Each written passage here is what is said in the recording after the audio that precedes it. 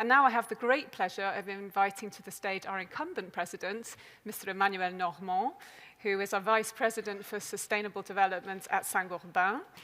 Also, I would like to welcome everyone to this Congress. What a change in 60 years. It's absolutely impressive.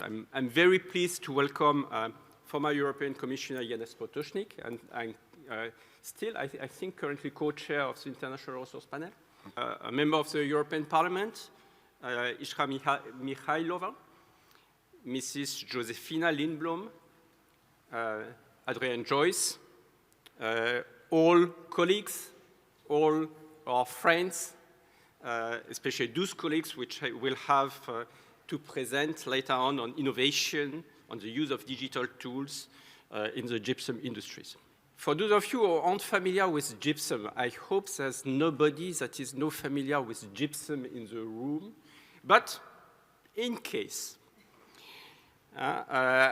you know that we are talking about a very abundant material, but also an eternally recyclable mineral, which has been used for centuries. I mean, you can go back and look at the Egyptian period and find realization made in plaster.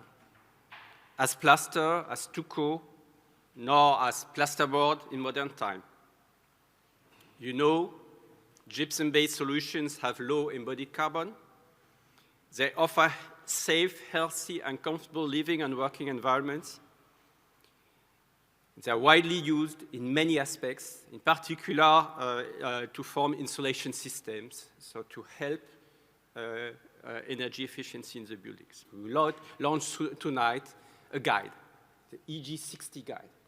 We will show all the versatility of the usages of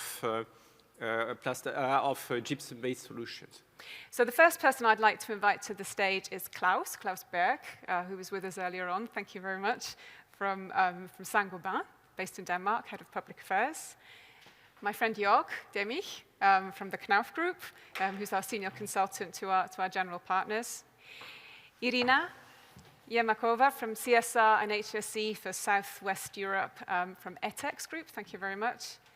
And Nikolai Halle, Strategic Sales Manager for cobuilder. So we're going to start first with you, Klaus. Climate neutrality is on the top of our tongues and the tip of our tongues, and it's an overarching objective for the EU, obviously, and we need to become climate neutral. What are you doing in your company? What are we doing as a sector to achieve that goal? In the Saint-Gobain Nordic, I represent the gypsum part across our businesses as Public Affairs Director. I'm representing the company in the Green Building Council of Denmark. In this case, and the case I will tell you about, is our electrification of our gypsum plant in Norway, which will be the very first CO2 neutral gypsum plant in the world. If not, please tell me.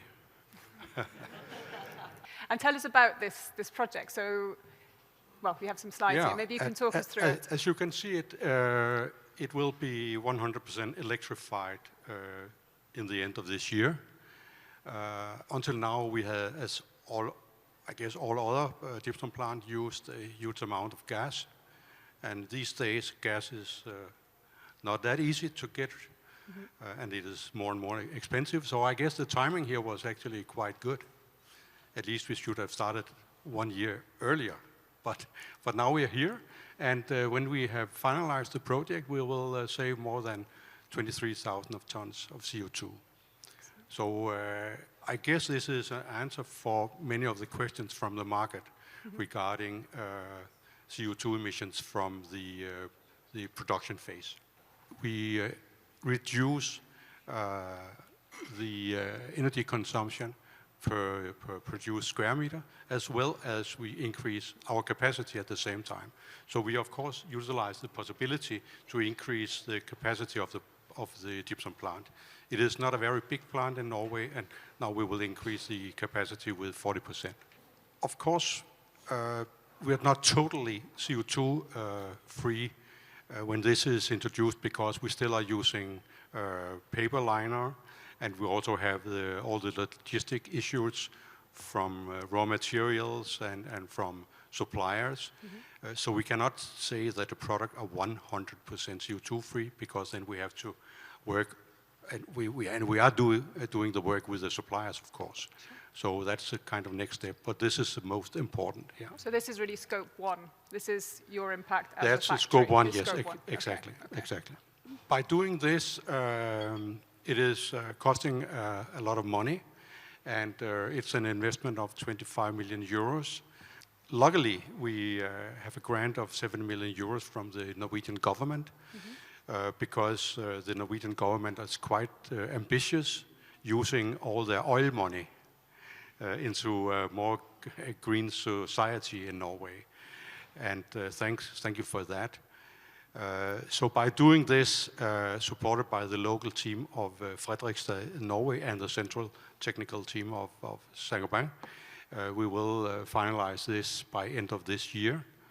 And by doing that, we were so lucky that we achieved this sustainability prize late March. So we are quite optimistic and proud.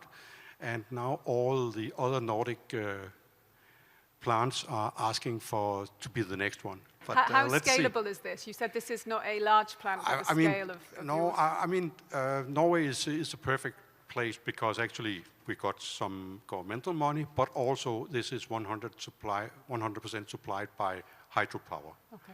And we have a lot of hydropower in Norway. We have also a lot of hydropower in Sweden. So my guess could be that the next Nordic plant to be electrified could be the Swedish one. Okay. But I don't know. And is that the same size? Then I'll move on to our next speaker. I mean, when you're talking about the size Swedish of the one plant, is a little bit bigger. a little bit bigger, but so it should not be impossible.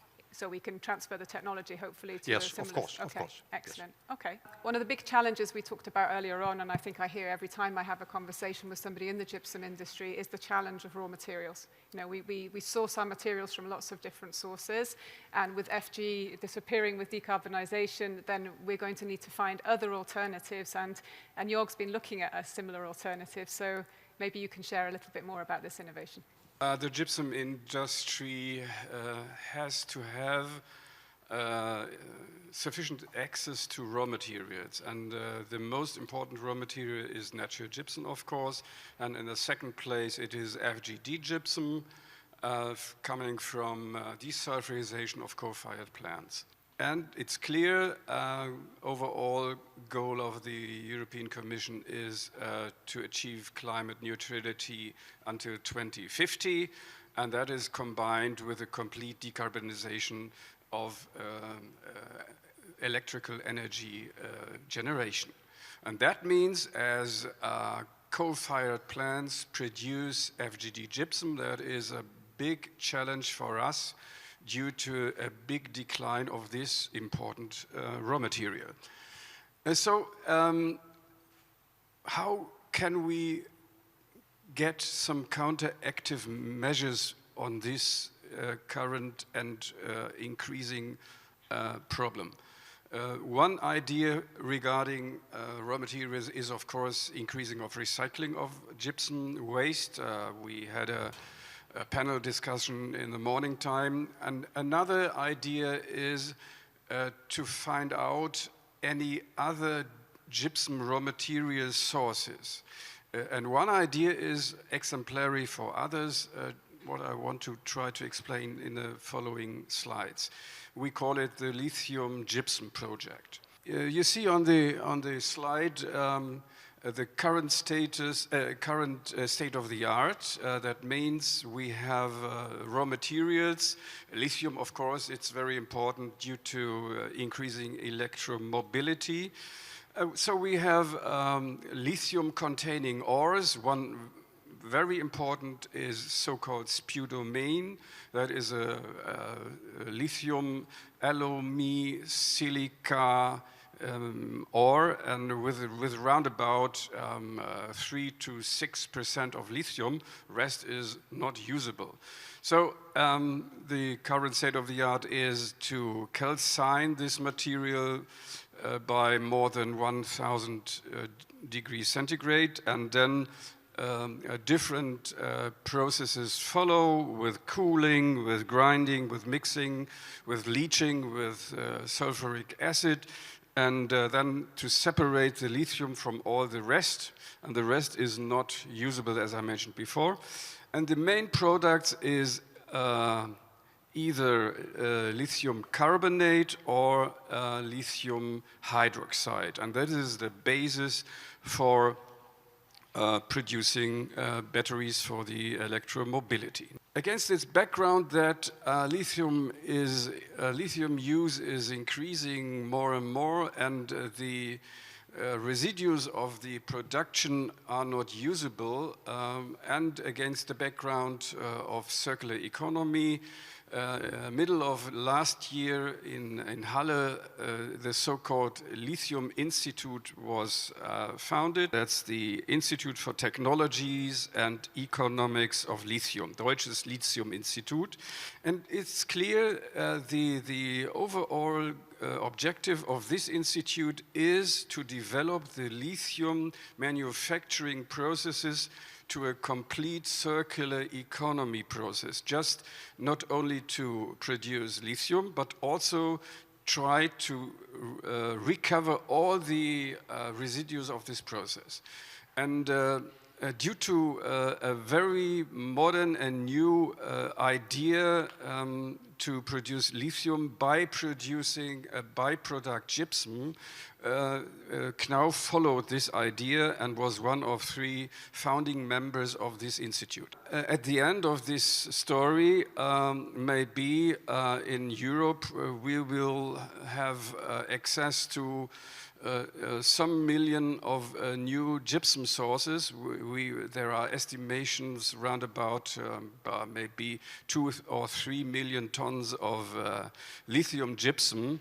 Of course, it is not sufficient to fulfill the gap of FGG gypsum. FGG gypsum in some years ago, the quantities were about 18 to 20 million tons. If you look for other typical synthetic gypsum sources from any chemical or technical process, the European gypsum industry could succeed in fulfilling this FGD gypsum gap a little bit, not completely, but a little bit. What would happen to the residue or the byproduct of lithium production if we aren't to reuse it and recycle? In the current process, the residues, that's a mixture of mineral rests of the ore, of the lithium-containing ore. As I mentioned before, we have 3 to 6% of lithium, so the rest is a mineral residue in a mixture of gypsum. And the idea is to separate and to clean the gypsum content from this rest of silicate. So the current solution, for example, the Chinese processes always follow this way. It's only to landfill the rest, and that's no circular economy solution. Thank you very much. We're going to move now to Iryna and go back to factories and look at alternative models to our factories. I'm sure many of our technology has been with us for decades. We're all innovating now to look at ways we can build factories of the future, and Etex has been working on a model, so let's hear more about that. It's a model factory of the future, but somehow it's a factory which goes back to basics, in fact. So the whole concept is we are local, we are part and a pillar of ecosystem. What is ecosystem? It's where every element has its own place, where there are endless interactions and nothing goes to the waste. Each part finds its own interest. So we were discussing again about waste and energy, and here this is the concept. How can we make out of our industry and our plants a place, a pillar where we will be federating with the community, with the local players, with the local suppliers.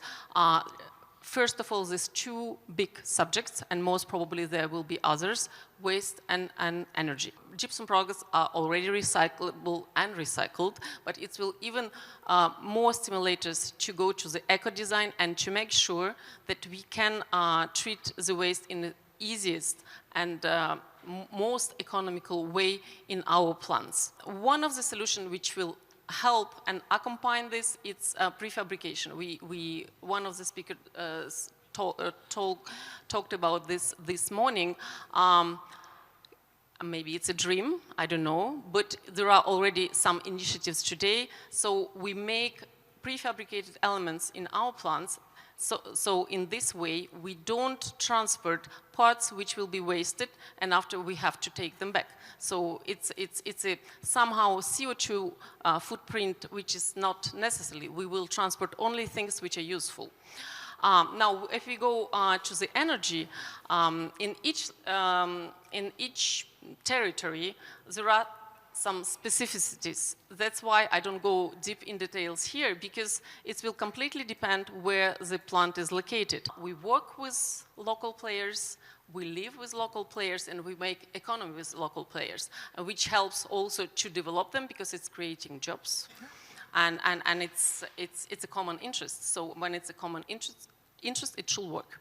How do our colleagues in the plants feel about this? I can imagine they're quite excited, because this is giving them a sustainable future at the same time, and I imagine also in the project in Saint-Gobain. Yes, of course. Mm-hmm. Yeah, it gives a great feeling inside of the company. It gives a great feeling when we talk with all stakeholders.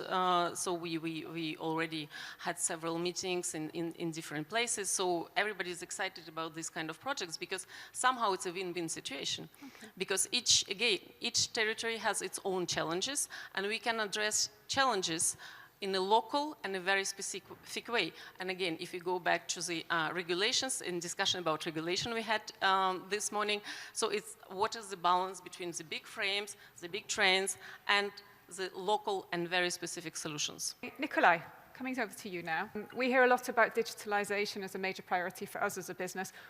What about you as a customer? Can you tell us your view on this? Yeah, I can start. Cobuilder is the name of the company. We tend to say that we work with standards-based data management. We believe that the common language that we will be using in our industry already exists within standards, within regulation, within requirements in the market. So that's our starting point on this. Everybody's talking green. Our take on that is that in order to deliver on the Green Deal, you need to start somewhere, and then actually you start with the language. So in order to deliver on the green, you need to have a data that is exchangeable, and it's machine readable, and it's human readable. And the way to manage or to achieve that is then to start with the language itself. It's a data dictionary based on the already mentioned standards and requirements and everything else. Looking on one side there, you see it's a kind of silo thing, which is still the reality today when talking about data and language. It's a lot of different systems, different local languages all around.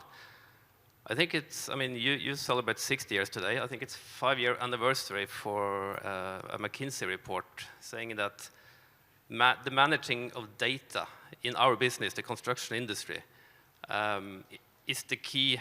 It's 5 out of 7 recommendations they mentioned in 2017 to achieve 50 to 60% higher productivity in our business. And I mean, green, that we have to do green, but you can also make money on this. So what we did then in cobuilder is to actually make the data dictionary. So we have a data dictionary, and we have the tool to actually create a data template. This is called Define. If you're very awake, you see that we don't have our cobuilder logo there. And that's because we are now taking Define out of cobuilder and making it a tool for the industry to manage itself, and it will be done through a management board. So you're making it open source. Anyone can use it? Anyone can use it, Anyone can use it, okay. Yeah.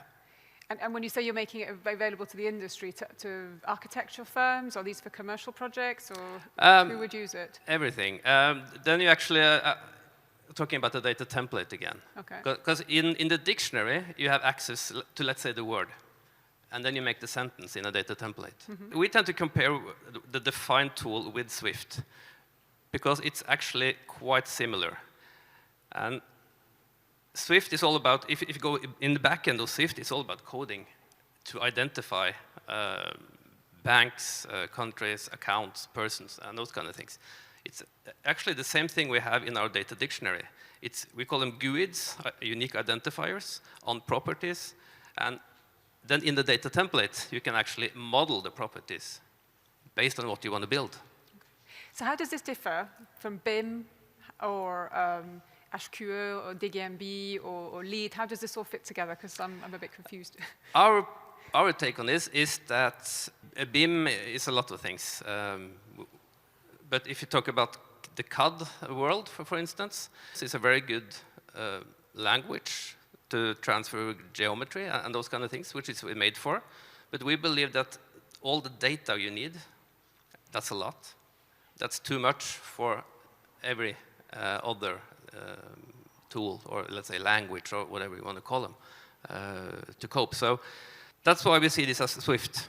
So other software can ask and get information and data from the source, which then is standard-based, human and machine readable. I also included the one from NCC there. That's actually, that flower is made of NCC, not us. And I think it's a good illustration of, because I guess, and this is how they see their business process going forward. They put their standards-based data template in the center of their building projects going forward. And if you see all the leaves on the flower, that's called purposes. So what they do then is ask the purpose of cost. What data do you need at what time? Sustainability, what data do you need at what time? And then go through the whole process. When all this is automated and everybody is receiving the data they need at the right time, then you can push a button and you can copy the school you built last week. And you can guarantee the performance based on the data that you have, right? Absolutely. On the environmental performance. And that's also a good point, because this is also a way to set requirements. Okay. The customer, in this case NCC, can actually then set requirements. We want this amount of CO2, we want this amount of footprint, and then producers can deliver according to the requirements. Okay. So what's our role as a gypsum industry providing products to the market to support this kind of tool? I would say that you should agree on the language and then compete on the rest. I don't know if I'm allowed to talk about wood in this crowd. We love wood in the application. When the European Association for Wood, Sebois, they actually did this already. They made 12 data templates which they defined was applicable for the whole Europe. And now each country is then adding their differences in their local markets to that. So you can, if you look at the NCC one, you can say that Eurogypsum could be in the middle, and all the leaves on the flower could be each country, or company, or member, or whatever you want, basically. Okay. But you can't take the lead on this. And just a final question, but how do we ensure that different product producers are speaking the same language? Because my language might be more favorable for my products, or theirs might be more favorable for theirs when we're looking at something like embodied carbon, for example. So should this be regulated? I think you're talking about the content, because, I mean, the language is based on standards. Okay. And then you put values to that. And if everybody does that, the competition then will be on the actual performance of your product, not on how you transfer data. Okay. I've got time for one question, if somebody would like to ask a panelist a question. We are currently faced with a lot of digital initiatives in the industry. There are a lot of requests coming to us. The last one called ETIM. Maybe you have heard this as a kind of classification. So they ask the industry and the companies, of course, Saint-Gobain and Knauf will take part. We as association were asked, be a part, deliver data. The next one is coming. We deliver BIM modules as an association. So a lot of initiatives. What we need is a comprehensive approach, not a lot of different construction sites. This is one of the challenges, I think. Yeah, as you said, that is a challenge. And like ETIM, you have co-class, you have a lot of classification. Inside our, or not ours anymore, inside the define tool, we actually have mapped, I would dare to say all of them. Let's say 80%, and just to make sure, but it is actually mapped inside the tool. We have IFC mapping, we are about to do Revit mapping, ETIM, co-class, a lot. So that's kind of also what we are aiming at, to actually be that source that everybody can use. We're very, very delighted to be able to welcome here Janez Potočnik. I'll call you Janez, if that's okay. Former European Commissioner, actually European Commissioner for Research, before he became European Commissioner for the Environment from 2010 to 2014. Now, I can say from my own perspective, at least, I think you were one of the founding fathers of circularity, circular economy initiatives at the European Commission. And I actually went into the archives and dug out a speech that you gave probably a few weeks before you left. And I'm going to read it out to you and then ask you a question and then ask you to join the floor, okay? So in June 2014, you said, "We need a new revolution." This was just after you launched the Circular Economy Initiative in the European Commission. And then you went on to say, "I'm not letting you in on any secrets if I tell you that within the European Commission, it has proven very difficult to push through environmental measures during these times of crisis. It's proven very difficult to integrate environmental considerations into other policy areas. And I suspect almost every environment minister in the world will tell you the same thing." So my question to you is, did we get a revolution? And is that still the case? And I'll invite you to join us here and look forward to your word. The answer is pretty straightforward and easy. By the way, it was indeed, there was not many fathers of the circular economy during those days. That was mid of 2014. Circular economy was entirely controversial in Commission. It was controversial to an extent, I don't know if you remember, that the next Commission removed it from the agenda. And on the pressure which came also from the side of all of those like you who participated in the preparation of that program, it was actually in more than a year time put back on the agenda. So I will talk about resource perspective of the transition to a sustainable economy. So you have heard that I'm co-chairing International Resource Panel. It's a kind of a sister organization on UN level. IPPC is dealing with climate change, IPBS with biodiversity loss, and we are dealing with natural resource management, which is actually the closest link to the economy, because the way how you manage natural resources is actually telling you a lot. So what are the main diagnoses from our lenses of the problem which we are facing? If we look to this, it's a biomass of life. Then you see arthropods, fish, and going down there. Actually, humans are here, and you would be surprised how few are actually wild animals and wild birds in that kind of a composition of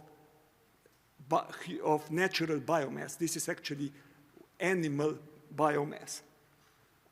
And if we look to these animals comparing to the rest, bacteria, plants, and so on, I could continue, you could see that we actually, in a global world, represent a relatively minor part of everything which is here around us.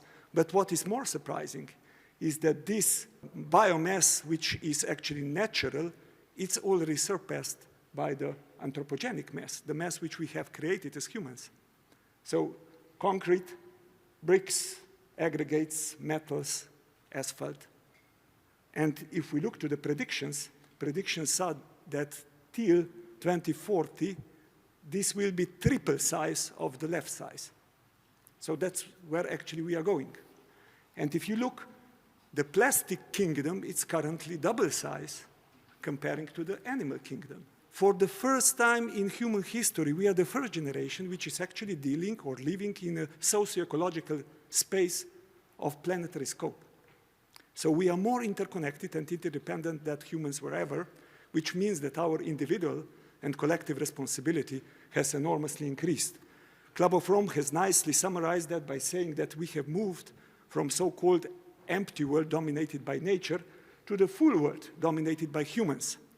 And in empty world, it was labor and infrastructure which were the limiting factor of human well-being, while today it's actually natural resources and environmental things which are the limiting factor of human well-being, which means that if you not consider that in your economic thinking of the future, you are basically hampering your economic future. You have heard about this donut kind of approach, which is basically saying that in the inner part of the circle are human needs, which are expanding. And on the outside, you have the planetary boundaries, so the limits which are existing of absorption in practically all the areas. So what is basically happening is that already today we are overshooting some of the planetary boundaries in the climate change, in the nitrogen phosphorus loading, land conservation, and biodiversity loss. If I were to be frank, and this was published 2 days ago, it's actually the novel renewal of the same, and it's adding the fresh water to the story. So the problems are not getting better, they are actually getting worse.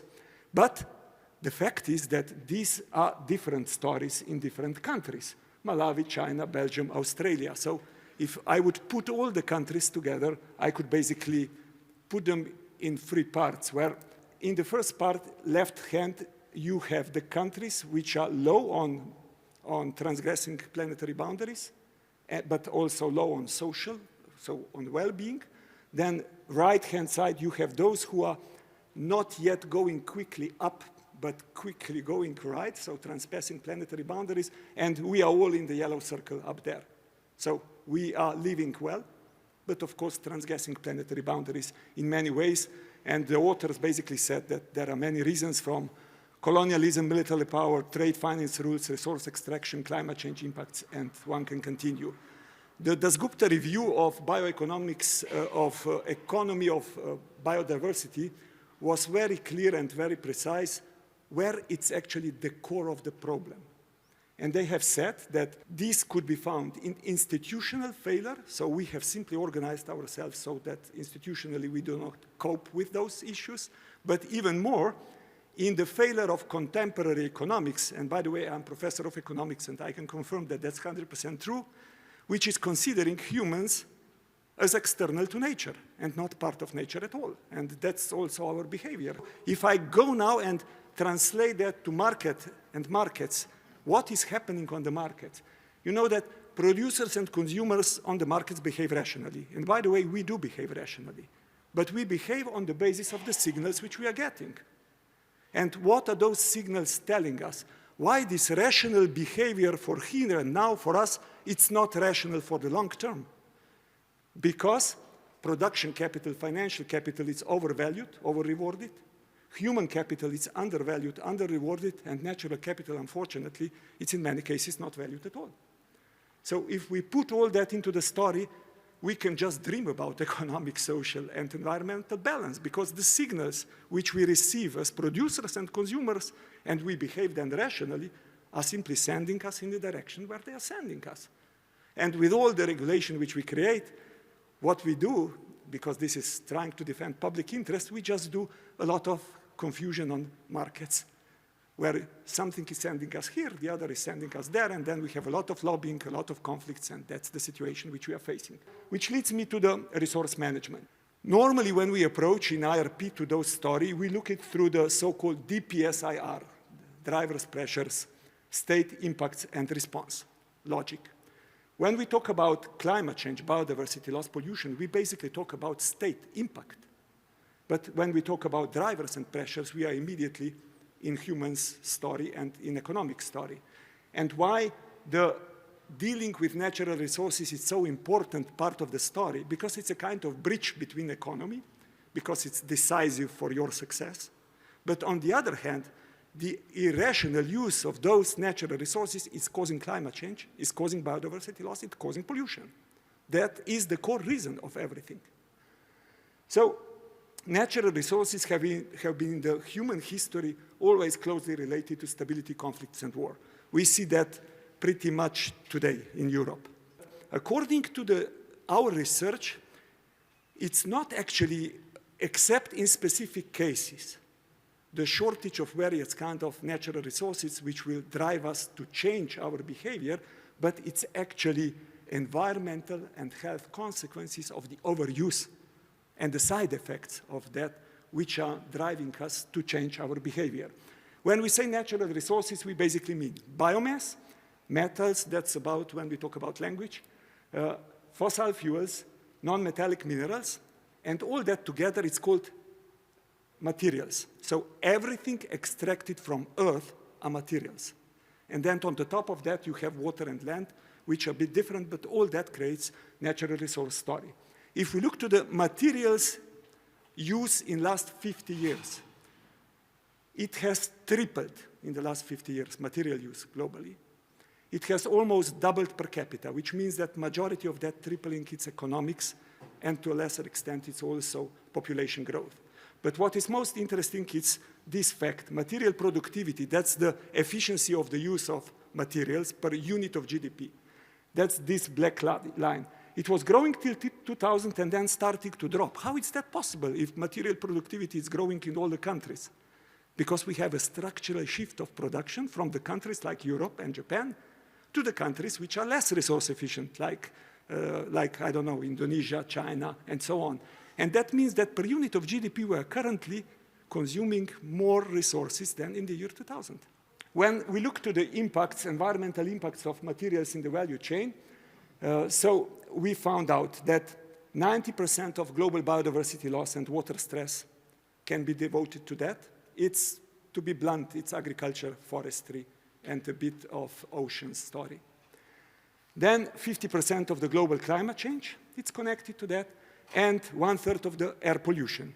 If we look in specifically to non-metallic minerals, we can see that they are responsible for 10% of the climate change impacts and 8% of air pollution. But when you look to the rest, so water and biodiversity, it's basically more biomass.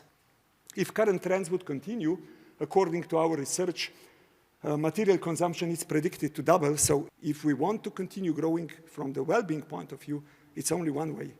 We have to decouple from material use. And we have to decouple both from environmental impacts, which is leading me very, very shortly to the European Green Deal, because it was mentioned and because it's pretty much decisive for your life. So something, I was carefully listening to you, something which people normally do not take into that subconscious. No net emissions on greenhouse gases in 2050. Everybody has remembered that. And everybody has forgotten economic growth is decoupled from resource use. So that is the part on which I try to point my finger. A lot of circular action plan, as you know, has brought a lot of very practical solutions to guide this recovery in more sustainable practices. Let me try to share with you, we all see now and sense that European Green Deal is quite challenged due to the COVID and terrible war. We have seen food and energy prices rising, economies in Europe stretched. So energy, food, material crisis are topics the governments today talk about. And how to improve strategic autonomy of Europe. It's paramount that we address these knock-on effects, but it's even more important not to use them as an excuse to continue on sustainability, because it's about resilience. If we don't want to end in that kind of situations, which would be more terrible than this, we have to prepare ourselves. So we are, Europe in particular, dependent, fragile. We import more than half of our energy. We import almost 90+% of precious metals and so on. So we are a vulnerable continent. And that's why it comes pretty much to the system change logic and approach, which I will explain a bit more in detail later, reassessing our values, rethinking our economies, reducing overconsumption. Efforts for strategic autonomy should, of course, not lead us to a kind of new protectionism, but to new concepts of production and consumption that are saving resources, reducing the use of virgin resources. So circular economy is a typical strategic tool for Europe and its future competitiveness. Standards, and that's one of the things which we also have to be honest to ourselves and not forget, standards behavior of this economy which we live in were set by high-income countries. So don't point on the others that they should not repeat the things which we have done, but rather show that we are ready and able, that the things could be organized differently, and help them that they would not repeat some of the mistakes from the past. Which leads me to the circular economy. I consider it simply as an instrument for delivering the coupling I was talking about, but also as a kind of part of bigger picture of economic, social, and cultural transformation. So you know all those things about better minimize product need through better system design, so refuse, rethink strategies, leaner, reduce strategies in manufacture and use, longer, maximize lifespan of products, reuse, repair, refurbish, remanufacture, and of course, recycle also, and cleaner, minimize waste and pollution recovery strategies. All that, it's needed and valuable. But since I was in policy making, I knew that we haven't done nothing on number one because it's too difficult. So actually, our economy still mostly optimizes product by product output, sector by sector, maximizing that and maximizing GDP based on the cheap virgin materials. And this logic easily overlooks the great potential for deeper innovations to service-based business models and can hinder shifts across sectors towards decoupling this value creation. This is the thinking which we will need to embrace, like it or not. We don't need cars, we need mobility. We don't need light bulbs, we need light. We don't need chairs, we need to sit comfortably. So it's about dematerialization. Rethinking ownership will be the core name of the game. And of course, we will need to move from the efficiency also to ask ourselves sincerely a question of sufficiency. If I give you just an example of light bulb, and you will then understand very easily why that is so important from resource perspective. If you are selling light bulbs, the producer is actually on the basis of number of light bulbs which are sold, creating its profit. If you are selling light, it's just the opposite. You are still, as the consumer, receiving the same light, but producer is incentivized to use as few light bulbs for providing you that, which of course turns the whole philosophy upside down, which means that you don't need the ecosystem directive. You just need the right system, and you have ecosystem inbuilt in market economy. Climate management and circular economy, I firmly believe that policy improvements are there needed, because current approach is mainly based on optimizing, greening the current economic model. Also, if we are honest, also yourself are mostly talking about that, which is important part of the, just don't misunderstand me, crucial part actually, but it's not all. So we mainly address supply side problems, but we ignore systematically who is over-consuming and whose impact is actually causing the climate change. And this is actually driving the gap between low and high-income countries just deeper. And how the low-income countries are reacting, they are just asking more and more financial transfers because it's fair and because they have no other answer, because we don't talk about how to go to the roots of the problem. So, in essence, also the whole philosophy of the climate talks, it's around energy bubble, energy climate bubble. None of the people from industry, agriculture, transport, trade, social matters, finance are actually going on conventions. But majority of the answers are also in their hands. When we analyzed the NDCs of G20 countries, we find out that in built environment, in energy efficiency, you have 10 times more measures than actually in resource efficiency, in NDCs. And in mobility, it's slightly better, but it's still 4 times. So it's practically the resource and circular economy story and the material footprint, it's ignored in the whole story of the climate. Through the research which we have done in the past, we have found out that was IRP research. It's focused on homes, so built environment. we found out this is if you implement and use only already agreed energy measures, but reserve, additional reserve in G7 countries is approximately 35% if you use also material measures. And in China and India, it's actually 60%. So there is a major possibility still in those measures, which are very important. And when we look to which are the most effective measures, you actually come to the conclusion more intense use and recycling are most important strategies which you can use to meet the goal. So what would be needed is that this UNFCCC logic or climate logic, which is currently via the carbon emissions, actually looks at all those places around because they are all part of the same transitional story. Otherwise, you simply create additional trade-offs, additional lock-ins, which other people not exactly in the climate will have to deal with, but also the people in the climate will have to deal with. So a resilient economy and society, it's consistent, holistic view to how the things are interconnected. And this is basically the current approach of the climate story. Carbon management energy, that's what is missing. And that is also to a large extent missing. But if you want to deal with the climate, you need combination of supply side, demand side, and nature-based solutions. Not just the number one, the orange part. We are now in the IRP, just in the final phase of producing the Global Resource Outlook 23. What will be, so we will have two fundamental changes in approach and logic. First, we will move from maximizing production to maximizing human needs. And we will move from maximizing GDP to maximizing well-being. When we talk about human needs, it's nutrition, it's built environment, mobility, and daily functional needs. Maybe I would today add also health. But why this? Because humans have many other needs, sport, culture, and so on. These are resource intensive.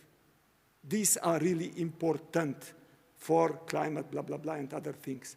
And when it comes to enabling systems, actually, nature-based solutions, energy, materials, and innovation, digitalization are the most important. So these on the right, gray ones, are not human needs, but they are enabling that we deliver human needs. But why they are important? Because they are also resource intensive, because they are also causing the problem. If you would be interested, by the way, I would love to give you 1 hour presentation of the System Change Compass, which we have created, Systemic and Club of Rome. It's actually telling you the story of transformation, which each one would need to go through. And we have now, in this Global Resource Outlook, connect the whole story with indicators, objective, provisioning systems, and we took all those indicators more or less from the SDG agreed system, so that we stay consistent with the logic which was developed there. What would this mean in policy terms? Redefining consumption from owing to using. Redefining production from mass sales to providing efficient functionalities. Redefining core economic incentives such as taxation, subsidies, and public procurement. Integrating well-being as an objective across all policies. Measuring sustainability with a life cycle perspective. Harmonizing it across all policy measures, areas. Activating all financial potential to enable transition. Looking at innovation in categories of economic ecosystems that provide societal functions rather than just in categories of production sectors, and I could continue. With 1 sentence summary, if we want to avoid the extinctions of elephants in nature, we need to extinct elephants in the room. So we need to start talking about everything. To conclude, science, it's convincing and change is unavoidable. Goethe nicely said, knowing it's not enough, we must apply. Willing it's not enough, we must do. And being in a state of denial is simply just postponing the inevitable, of course, at a higher cost. So there has never been a better moment to move from the history of resource-driven imperialism, because it is still existing, but in a hidden way, into an era of responsible use of natural resources, mitigating resource fragility, and strengthening our preparedness and resilience. And this is the only slide about your industry. the future of your industry, built environment is an important resource-intensive human need, which means that it will receive a lot of policy attention in future transitional efforts. That has to stay with you, because this will happen. Second, gypsum is in theory fully recyclable and closed-loop material. It is ideal for implementing circular practices, circular economy practices, and you are fortunately more aware of that than myself. Efforts linked to make your industry sustainable are important and highly valuable, but you should also play a proactive role in optimizing and reducing the material needs in built environment supply chain, which provides human needs. And finally, the future of your industry will be on the safe side only if with our collective efforts we will keep also the planet and humanity on the safe side. So, from the resource management point of view, there are two things which you should remember: decarbonization, decoupling. And the question which you have to ask is, what does that mean for me, and how should I best prepare and reorganize myself locally and globally? These are the questions which each and every industrial sector needs to ask itself. Circular economy is, of course, not a new concept. It's the oldest concept on the planet Earth. Nature is bioeconomy based on the principles of circularity, so nothing is lost. Everything has its own purpose. So the core question which we have to answer is this one: do we agree that humans are part of nature too? Because if we will positively answer that question, a lot of things are then easier to conclude. And if somebody still have the doubts about that, let's ask for the advice, the famous Belgian detective Hercule Poirot. Since we are in Belgium, this is appropriate. When he was once, when asked why he is speaking about himself, always in the third person, he replied something like that: if one is such a genius like myself, it's very important to establish a healthy distance to himself. So I think that's a really important message to humans. If we think, being the most intelligent in the globe, that then if we really want to play that role, and we should because nobody else will, then we have in the first place establish a healthy distance to ourselves, take care for the rest of living beings, and also take care for the future of humanity. Thank you. And then I would like to invite our next panel to the stage. I can see you at the back. I'm very happy to welcome an MEP, Madame Mihaylova, who will join us to the panel. Nice to meet you. Please come and join us. I'll introduce you in a minute. Josefina Lindblom. Hi, Josefina. You're hiding at the back. From the European Commission today, my friend Adrian Joyce from the Architects Council of, no, sorry, that's your old job, EuroAce and Renovate Europe. And Tristan, last but not least, it's nice to have you in the panel, Secretary General of Eurogypsum. Okay, so our next panel, we have a member of the European Parliament, Iskra Mihaylova, who is Bulgarian. And she is from the Renew Group, so pro-European, and has been a very, very active, and pro-green as well, very active supporter of energy efficiency and the whole sustainable buildings debates. We'll ask for your comments in a minute. Josefina, I think you picked up where Janez left off, actually, because you started in the European Commission 2011. He was my boss. He was your boss. Okay, so you know each other well. Josefina Lindblom, who has been working on very many dossiers, the one that we know best, I think, is Levels, which is the common framework for sustainable buildings. But I know that you've been active in other areas as well, looking at circularity more generally in buildings, and you can share that as well. Adrian Joyce, Secretary General of EuroAce, European Alliance for Companies in Energy Efficiency in Buildings, but also Renovate Europe. I'm going to ask him not to talk about energy efficiency today, even though it's my favorite subject. We're going to talk about sustainability and construction and buildings more generally. And then Tristan, our Secretary General, thank you very much. What I'm going to do, because you were all here for Janez's speech, is maybe ask you first to give us some reflections. And I think I'm really interested to hear from the Parliament's perspective. You know, you're here to challenge us, you're here to challenge business, you're here to challenge the European Commission and the member states. Iskra, if you don't mind me calling you by your first name, could you please give us your views, give us some perspective? Thank you very much. I hope you hear me. It is very difficult to speak after Commissioner Potočnik. So it is a real challenge. You said he was my boss also.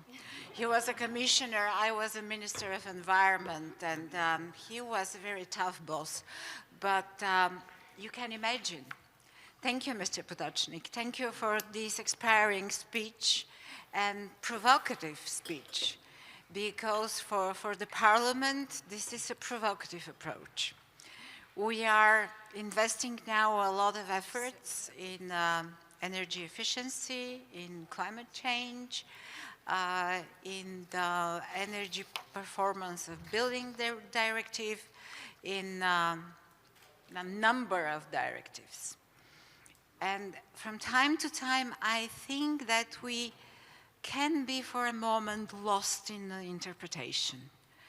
But after that, I see that we, probably by chance, I don't know why, but maybe because we are lucky, or we have good advisors. We finally find the right direction, and we try to follow. It's very difficult. It is very difficult, this approach, to follow this approach. And first of all, I would like to congratulate with the anniversary. 60 years, this is impressive. And it's mean experience, it's mean expertise, it's mean knowledge of technologies, it's mean the capability of understand the new, fresh approach and view. So congratulations, and thank you for the invitation. And now what I want to mention today, after this great speech, it will about energy efficiency, but not only energy efficiency, but also energy efficiency as a part of whole vision of energy independence of Europe, and also energy efficiency as a requirement for a number of ecosystems which are related to the building stock of Europe. These are producers of construction materials. These are producers of different equipments for the buildings, heating, cooling equipment, and these are producers of all necessary for maintains the building in their life cycle. So these are my three approaches, and I'll begin with the energy efficiency itself. I'm not going to repeat the numbers. We all know that the buildings use more than almost 40% of produced electricity and energy in Europe. And also they give 36% of the carbon footprint in Europe.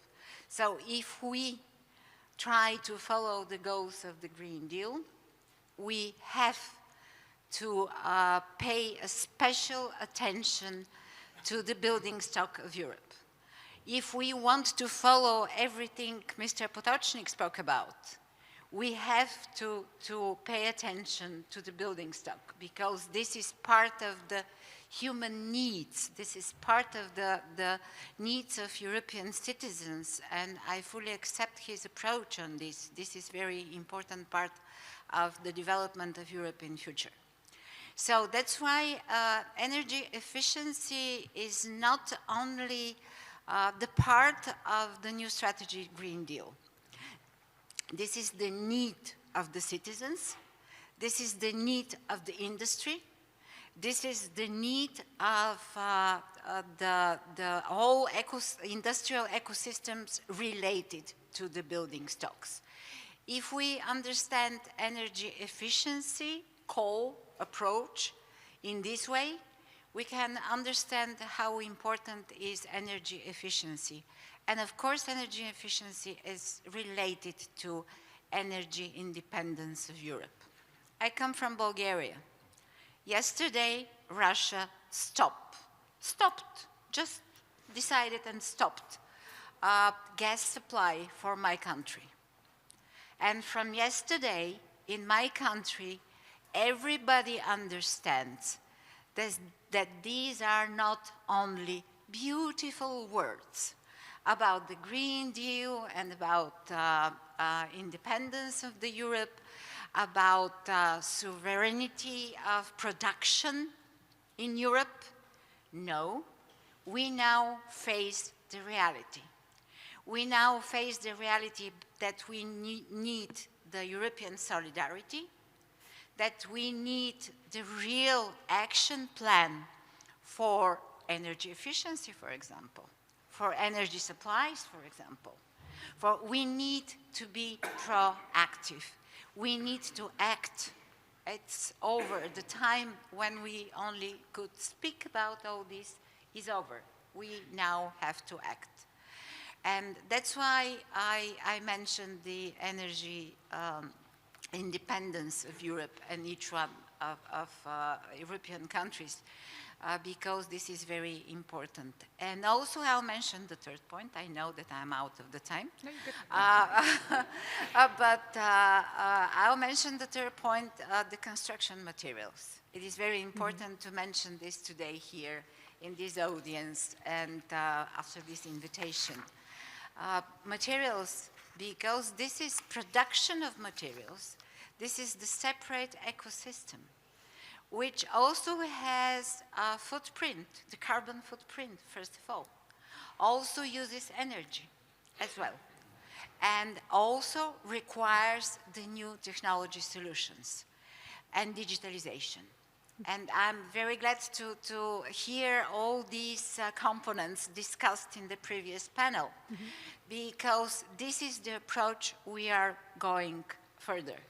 And the materials, we should understand that even if we have a genius architectural project or perfect organization of the construction cycle, without materials which guarantee the quality of the final product, the building or renovated building, we cannot achieve the results we are looking for.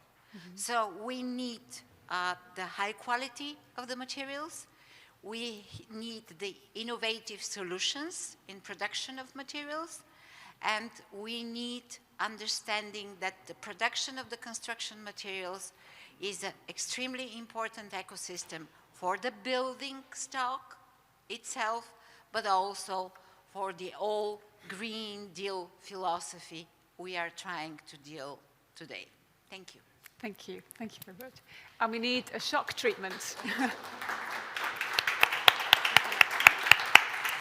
I was going to say, like Bulgaria waking up this morning, we probably need a shock treatment as well. I mean, I'm kind of thinking, as Janez, you were speaking as well, there can't be any bigger shock than a war and threats to our supplies yet, you know.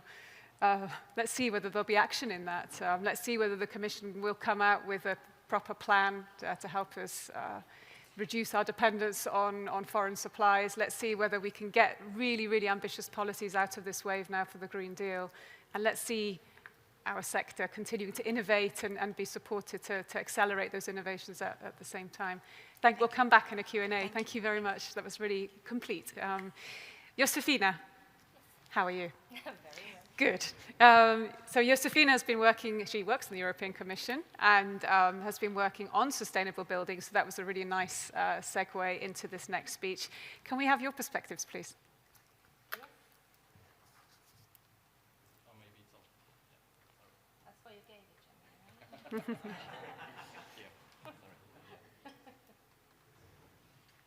Got a very international panel, by the way. Slovenia, Bulgaria.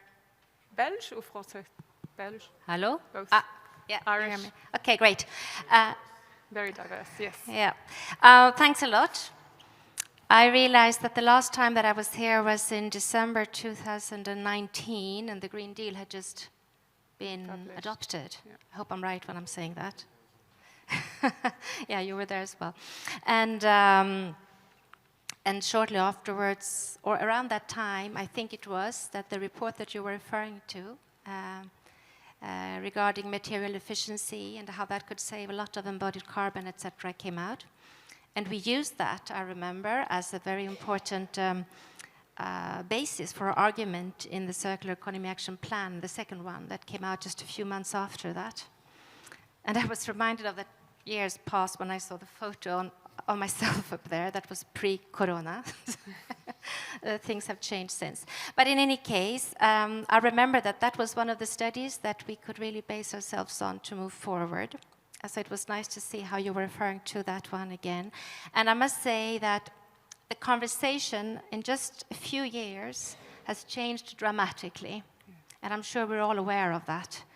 I would say, 3-4 years ago, when I was talking about embodied carbon and whole life carbon, I was looked upon as that environment woman, and people were sort of raising their eyebrows, yeah? But now, this is suddenly the topic that everybody is on about.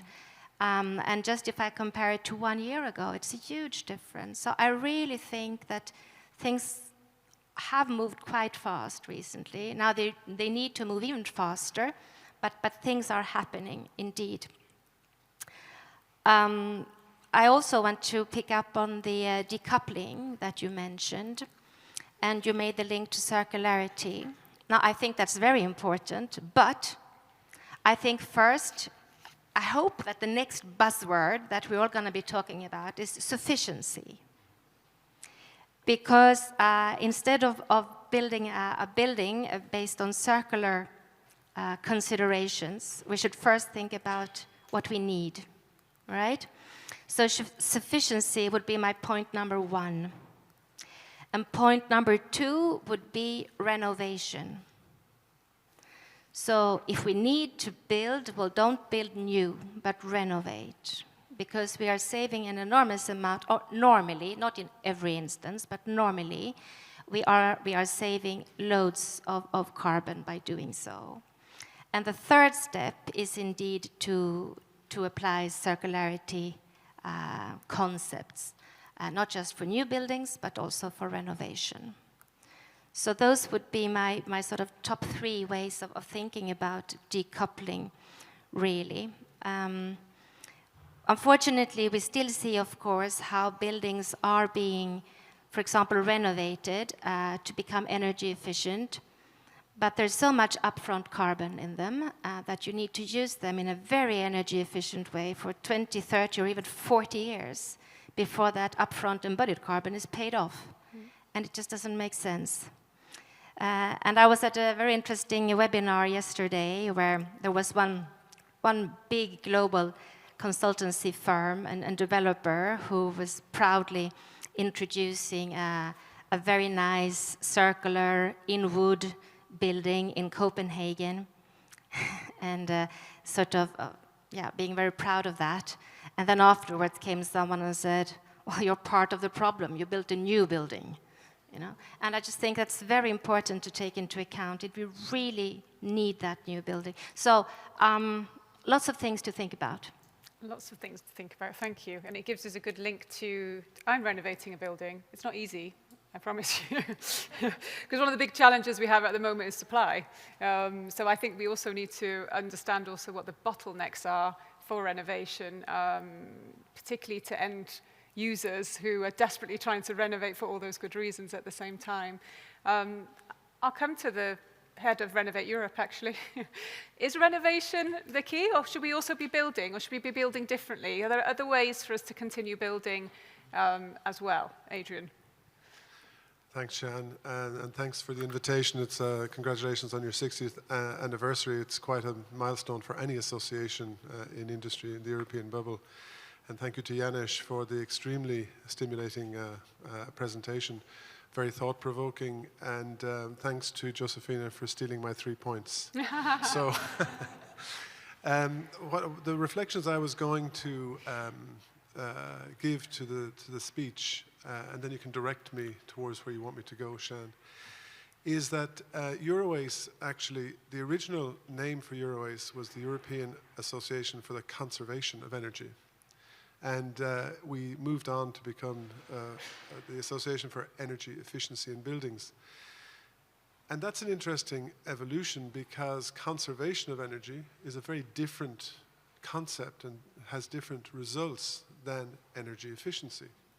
And for one, you don't end up with the Jevons paradox where we end up using more energy because we want the service after we made things more efficient to produce. So I've begun to reflect a bit around this question about whether conservation is a word to link to sufficiency as we think about building Europe or building into the future. And from that, it's evident, it's becoming more and more evident to a man like me. I've been champion of energy efficiency for a couple of decades. But actually, we've all come to realize that the real problem, and Josefina will be delighted to hear me say this, is carbon dioxide emissions. And so if that's the problem we want to solve, we should be measuring carbon and not measuring energy. Now that's controversial to some of my members in the room, but I'm trying to be more of a university professor today maybe than the Secretary General of EuroAce. And I think it's fair in a time of crisis to be more open-minded and to look more broadly at the issues that are facing us. The other thing that I wanted to talk about was the concept in the European Green Deal of leaving no one behind. And that's a really difficult one to square with all of the other elements of growth that are, this is called, the European Green Deal is called the New Growth Strategy for Europe.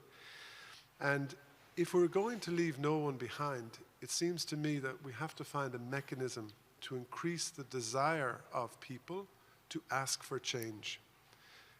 And they're carefully chosen words. Increase the desire of people to ask for change. Because we in this room, we tend to look towards policy and regulation as a means to oblige or affect change. And then those on whom we place that responsibility look on it as if they're being bullied. And this doesn't work. And this is not going to work more and more as we move forward. So I suppose the reflections that Janez's speech have brought me to are ones I've also spoken about previously, but to build the future, we need to collaborate better and more together in a more open way. And that between industry, policymakers, public bodies, governments at all levels. And so I don't like to sit, when I'm being a prof, saying, you policymakers, you have to come up with better regulations and, listen to the industry so the regulations are what we want you to put in there. No, we should be sitting more honestly together around the table and really examining these extremely challenging and urgent issues that Janez's speech has put forward.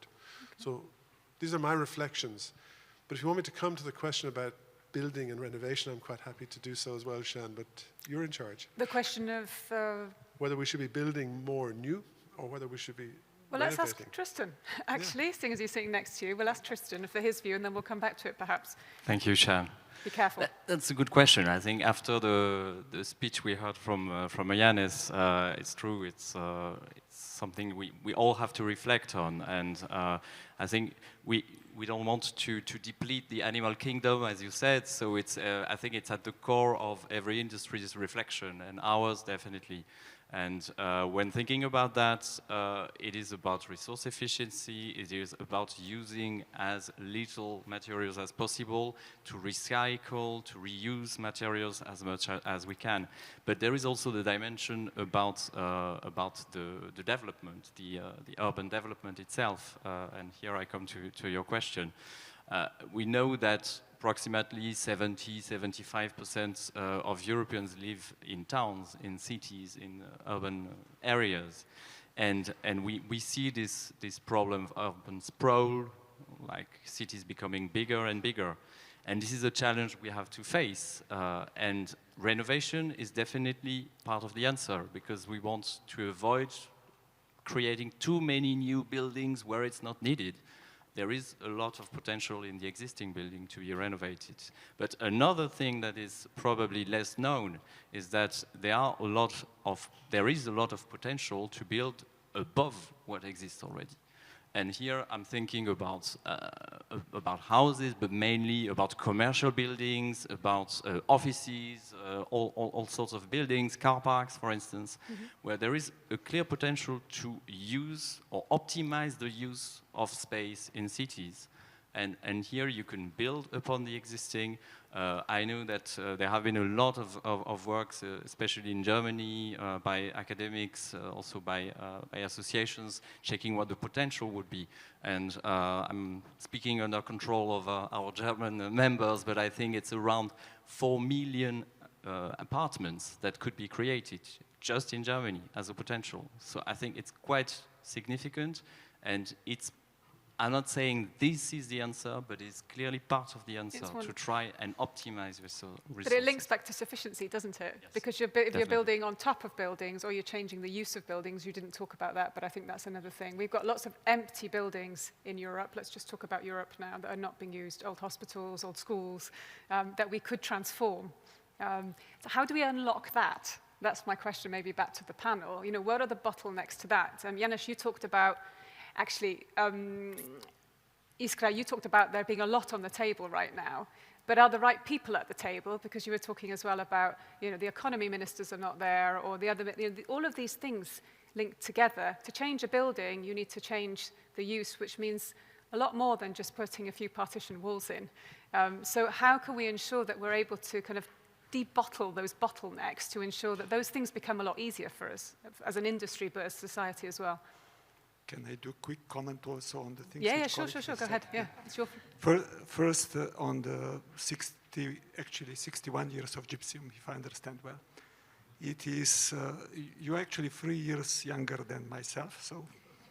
But I have learned about gypsum only a few years after I was born, after the first sport accident.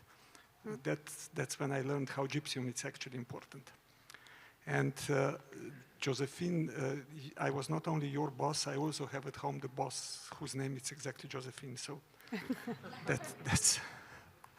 But really, I fully agree that sooner or later we will need to start discussing the sufficiency concept, we like it or not, because it's very much connected with the fact that already with today's production we are overshooting the capacity of environment to absorb, and which means that we need to ask ourselves how to do the things for the same level which we are providing in different way, which is actually about sufficiency. But there are possible answers to that. I'm not so pessimistic about that. But just to tell you that how in the building sector the consistency is somehow not really at place. So I'm currently building a new house in Slovenia. I will not tell you from which material. Actually, I will, it's wood. But with simple reason, I want with my wife to move to a smaller, because we don't need bigger, and the kids to stay in the big one. But I have requirement from the authorities that I need minimum 600 square meters. Not maximum, minimum. So there are minimum requirements. And one of the requirements is also that near the house there needs to be, by the law, 2 parking places.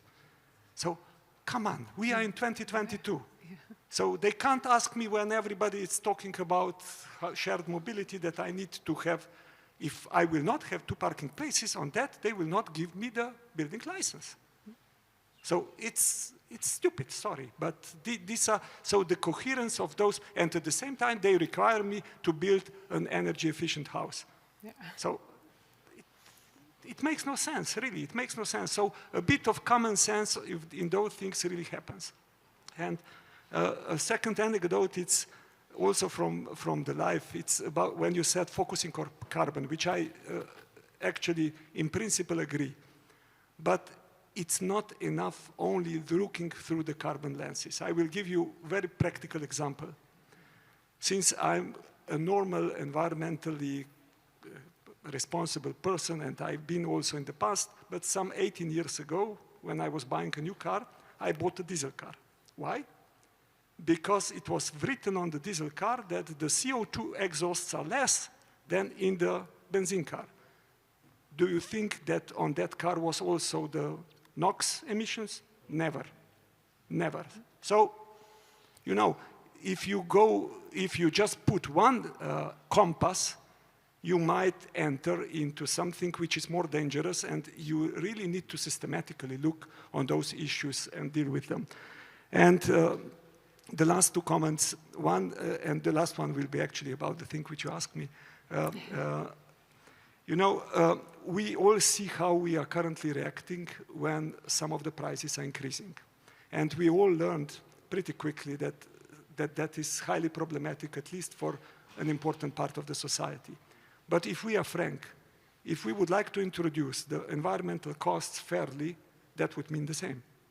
Which means that if you want to seriously start even discussing the environmental transformation which goes down to the signals which we are sending to producers and consumers, then you can't do that without fairly transforming the equality and fairness in our societies. So there is no environmental transformation possible without simultaneously or even previously doing the things in the social field. No way. Because you will have such a resistance, and you can see it now easily, because people cannot afford it, and they have a right to afford it, you know. But a lot of our fixation is on GDP growth, but a few of that it's actually on GDP distribution. And in continents like Europe, I guess that where our main problem is actually, it's pretty much in that part, not in the first part. Mm-hmm. And finally, about this, how to, indeed, a lot of the houses are empty. I actually not have a straightforward answer how to deal with them.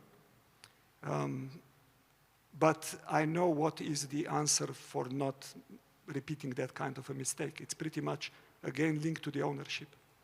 Because I belong to the, my parents were born just before the Second World War, and I was educated that I will be successful in my life if I have my own house, not a place to be, and my own car, and not mobility. Mm-hmm.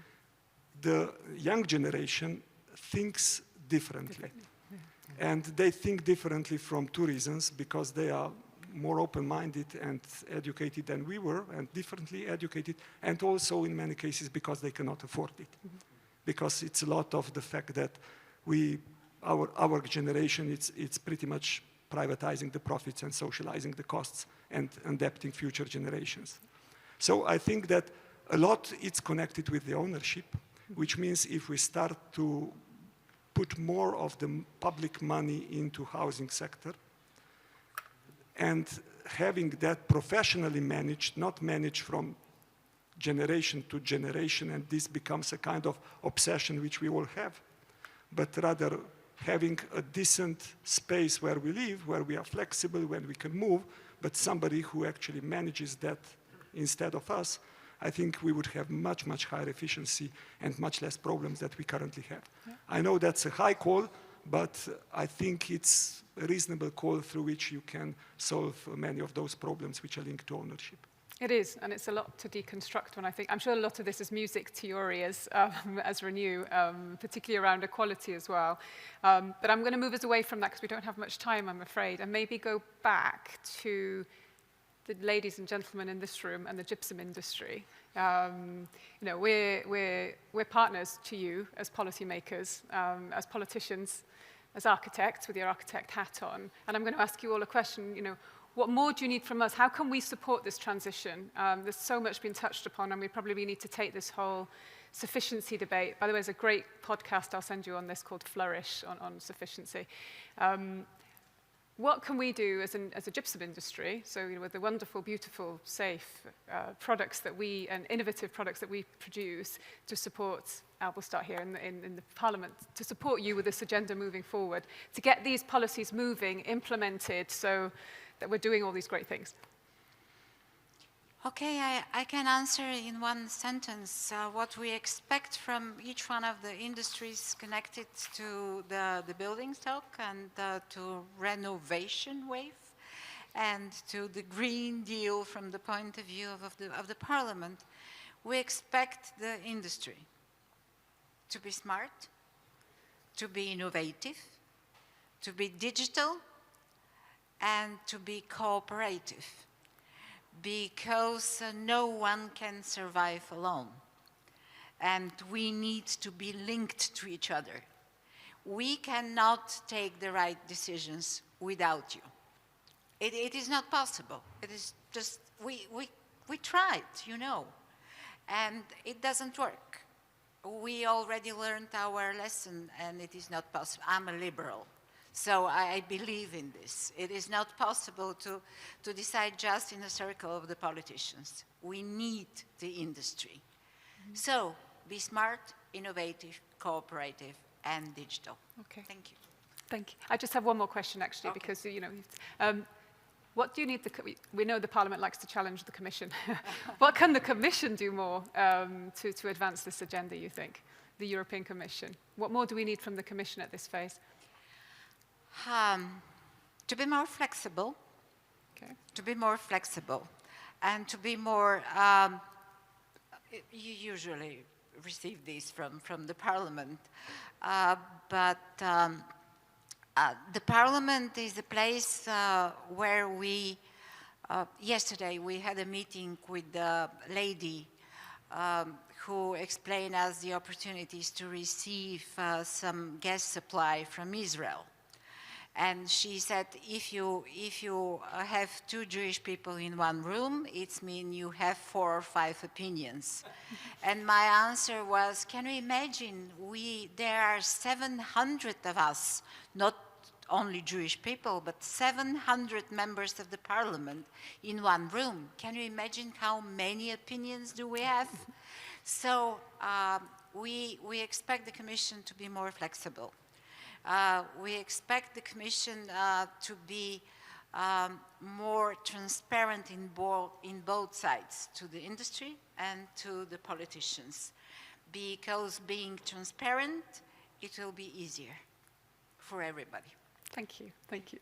Tristan? Yes.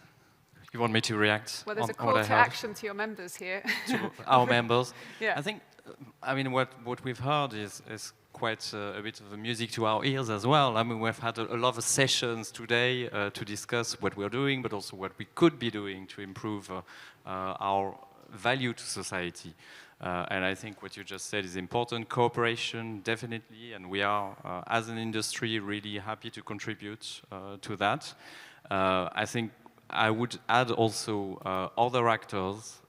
We have and we are cooperating with non-governmental organizations in the field of biodiversity, for instance. We are cooperating with academics. We are cooperating with our pairs. I see some colleagues from other industries tonight, and I think it's great. We're all part of this ecosystem, the transition, the construction ecosystem, and I think we have to step up this cooperation as much as we can, because we all have part of the solution. Yes, indeed. Adrian, as with your architect's hat on, what's our role? How can we help you more? So moving away from the philosophical reflections of earlier to more practical bête noire of mine.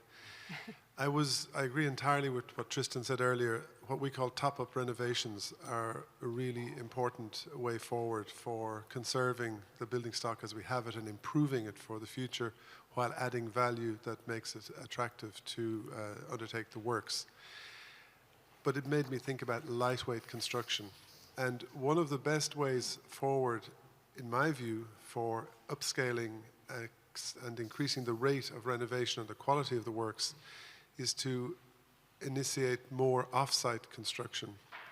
So my call to Eurogypsum and the companies in the room are to look more urgently and more ambitiously at the opportunities of off-site construction for creating whole panels that can be used for renovation of buildings, as in the Energiesprong model, and to look around for venture capital to allow a new activity. Let's go that far. Let's stop calling renovation a construction activity, and let's call it a new industrial activity in its own right, the renovation of buildings. Because there are a lot of factors in renovation activities that are not in common with new construction. Some of them linked to what Janez's personal story is around planning applications and development plans and so on. So could we think about renovation as a new industrial activity and therefore come up with innovative approaches to how it could be rolled out at a greater scale, greater speed, at higher quality, making the activity more attractive to young people and women because they will be working largely indoors in controlled conditions, controlled waste, digitalization, mass customization of panels. It's a huge area, and I think this industry could really do something to move the dial on that one in a 12-month period. Thank you. Okay, Josefina, and then we'll end with Janez. Yes, thank you. I'm going to be quite practical, I think. I would like the sector to support and join the policy conversation. You know that we are now negotiating with the Parliament and the Council on several different important proposals from the Commission, whether it is on the Energy Performance of Buildings Directive, the Energy Efficiency Directive, the Construction Product Regulation. So I would like you to, push your member states, push your MEPs, etc., to make sure that they go in the directions that we have been talking about here today, because there are some really good, I think, proposals out there. So to make sure that they remember that they should work in this direction. I would also urge you to, for those of you who don't do it yet, to produce your environment performance declarations for as many of your products as possible. And so that means that you are assessing and reporting on your performance, but then also to try to improve your performance, obviously, so that those declarations become even better. I would also like you to look perhaps together with other sectors, looking at the design for disassembly, for separation, for flexibility and adaptability. And I don't think that you can do that on your own, but I think you need to do that together with other material producers, but you know that much better than I do, but I think that's really key. And for those, I think it will be important for all sectors to do their own carbon roadmaps. So I must confess, I don't know if you have done it recently, but otherwise that'll be something on your list, I think, as well. Thank you. Thank you very much. Okay, final closing comment from Janez. Thank you very much. I know we're over time, but if we can give us an extra 10, 15 minutes, I think that would be great. It will be just a minute. We have another important speech afterwards. So, sure. Continue, 3 points. Continue with all the good efforts which you are already doing. I think that's pretty much essential. Second, try to look beyond the direct tasks which are limited to greening only your industry, but trying to look to the whole supply chain and to meeting human needs related to building sector. It might, at the first sight, look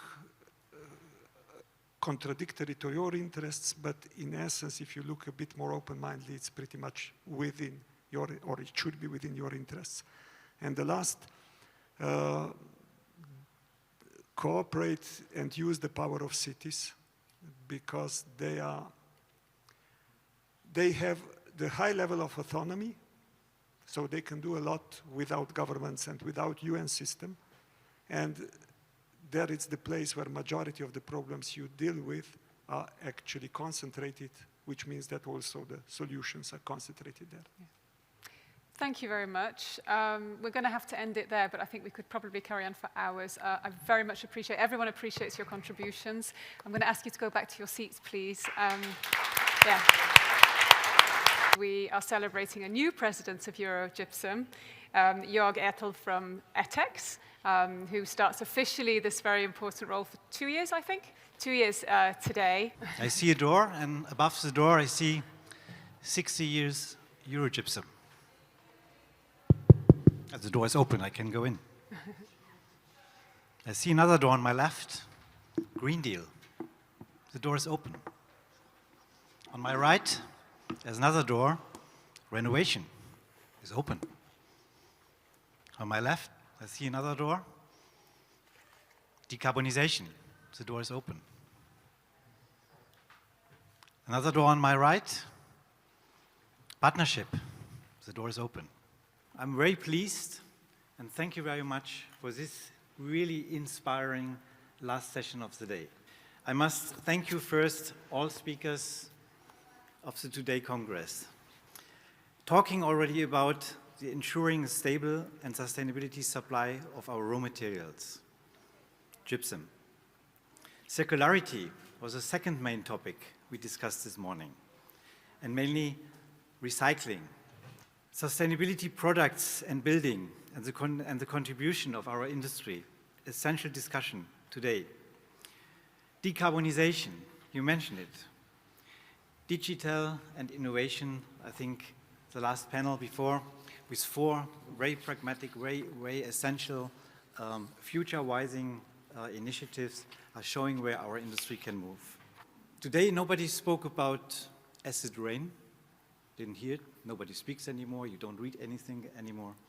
And 25 years ago, it was a huge topic to say, oh, the forests are dying, the trees are ill, so where it's coming from, what can we do?